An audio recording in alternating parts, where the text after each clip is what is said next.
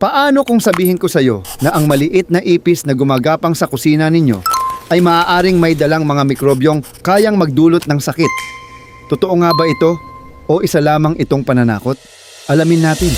Ang ipis ay isa sa mga pinakamatitibay na insekto sa mundo. Madalas natin silang makita sa kanal, basurahan, banyo at iba pang maruruming lugar. Dahil dito, nakakapit sa kanilang katawan at paa ang iba't ibang uri ng bakterya, fungi at iba pang mikrobyo.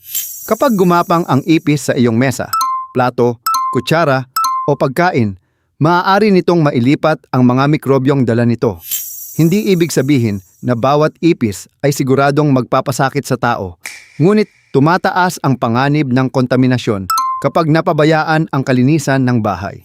Bukod dito, ang dumi, laway, at maging ang balat na nalalaglag habang lumalaki ang ipis ay maaaring magdulot ng allergy sa ilang tao. Para sa mga bata, matatanda, at may hika, maaari itong magpalala ng sintomas gaya ng pagbahing, pag-ubo, pangangati ng mata, at hirap sa paghinga.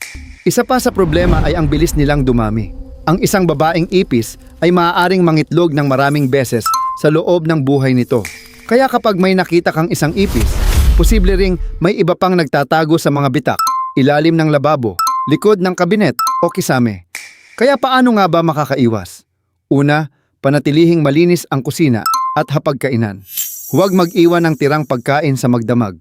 Pangalawa, takpan ng maayos ang mga basurahan at regular itong itapon. Pangatlo, ayusin ang mga tumutulong gripo dahil naaakit ang ipis sa tubig. Pang-apat, isara ang mga siwang at butas na maaaring pasukan nila. At panghuli, kung dumadami na ang ipis sa inyong bahay, maaaring kailanganin ng gumamit ng ligtas na pest control o humingi ng tulong sa mga profesional. Tandaan, ang ipis ay hindi direktang nangangagat o nananakit ng tao sa karaniwang sitwasyon. Ngunit dahil sa mga mikrobyong maaari nitong dalhin, mahalagang huwag itong baliwalain. Ang malinis na tahanan ay isa sa pinakamabisang paraan upang maprotektahan ang ating pamilya laban sa iba't ibang sakit. Minsan, ang pinakamalaking proteksyon sa ating kalusugan ay nagsisimula sa maliliit na bagay, tulad ng pagpapanatiling malinis ng ating tahanan.